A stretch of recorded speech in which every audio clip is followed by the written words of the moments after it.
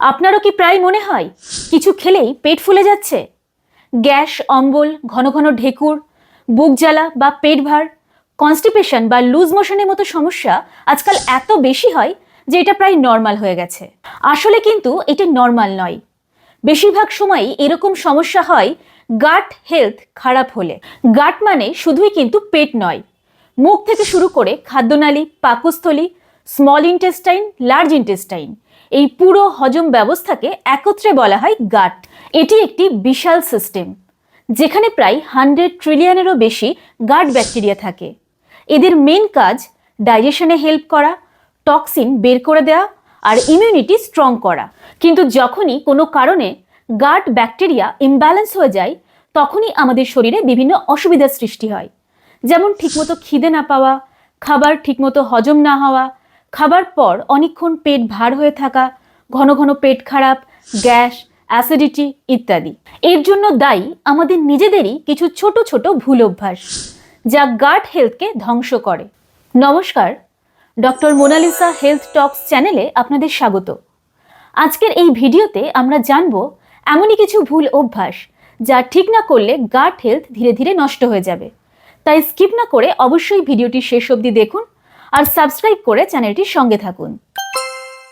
প্রথম ভুল হলো খুব দ্রুত খাবার খাওয়া বা তাড়াহুড়ো করে খাবার ভালোভাবে না চিবিয়েই গিলে ফেলা। খাবার ভালোভাবে না চিবিয়ে গিলে ফেললে স্টমাকে খাবারের বড় বড় টুকরোগুলি যায়।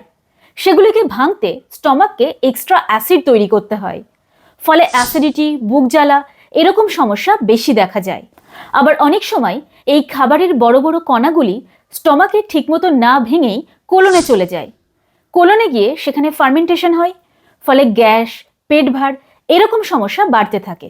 তাই অবশ্যই 10 থেকে 15 মিনিট সময় নিয়ে ভালো করে চিবিয়ে খাবার খান। খাবার সময় টিভি বা মোবাইল না দেখাই ভালো। আর অবশ্যই খাবার দাঁড়িয়ে খাবেন না।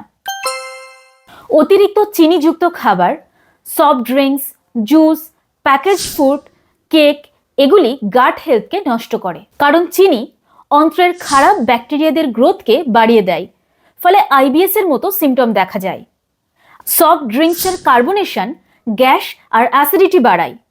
প্যাকেজড ফুডে থাকা প্রিজারভেটিভ গাট লাইনিংকে ইরিটেট করে। আবার ময়দার তৈরি খাবার ডাইজেশন প্রসেসকে স্লো করে দেয়, ফলে ব্লোটিং বা পেট ভার অনেকক্ষণ সময় ধরে হয়ে থাকে।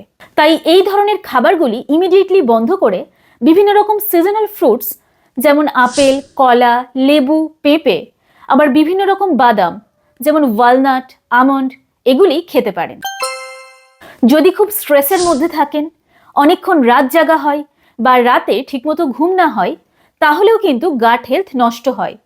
অতিরিক্ত স্ট্রেসের কারণে কর্টিসল বেশি পরিমাণে তৈরি হয়, যার ফলে হরমোনাল ইমব্যালেন্স হয়, ডাইজেশন স্লো হয়ে যায় আর অ্যাসিড সিক্রেশনও বেড়ে যায়।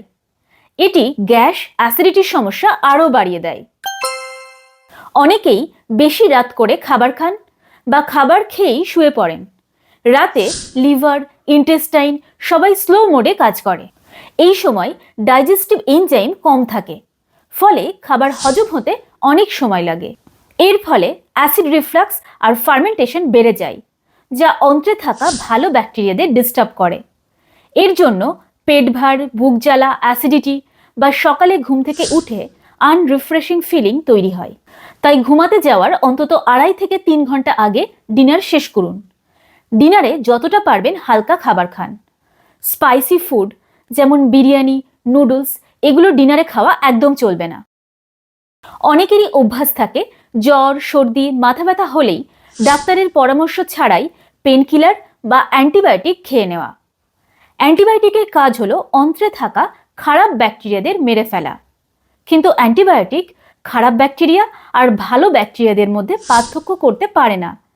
এর জন্য খারাপ ব্যাকটেরিয়াদের সাথে সাথে অন্ত্রে উপস্থিত ভালো ব্যাকটেরিয়ারাও মারা যায়। আর এই ভালো ব্যাকটেরিয়াগুলোই কিন্তু আমাদের গাট লাইনিংকে প্রোটেক্ট করে, অ্যাসিডিটি কমায়, ডাইজেশন ঠিক রাখে, কিছু গুরুত্বপূর্ণ ভিটামিন যেমন ভিটামিন B12, ভিটামিন কে এদের তৈরি করে। আর ভুলভাল অ্যান্টিবায়োটিক এই ভালো ব্যাকটেরিয়াদেরই কিন্তু মেরে দেয়।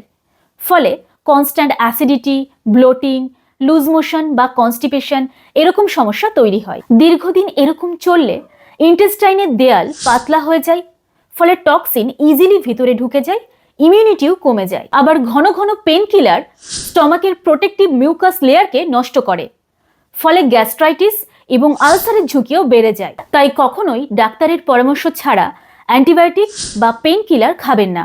আমাদের গাট কোনো মেশিন নয়, এটি আসলে একটি ইকোসিস্টেমের মতো, যেখানে একসাথে প্রায় 100 ট্রিলিয়নের মতো ব্যাকটেরিয়া কাজ করে। যদি এরা ঠিক থাকে তবেই আমরা সুস্থ থাকব, আর না হলে লেট নাইট ইটিং, অতিরিক্ত স্পাইসি খাবার খাওয়া, অকারণে পেন কিলার বা অ্যান্টিবায়োটিক, এইরকম অভ্যাসগুলি এই ইকোসিস্টেমকে সম্পূর্ণ নষ্ট করে দেবে।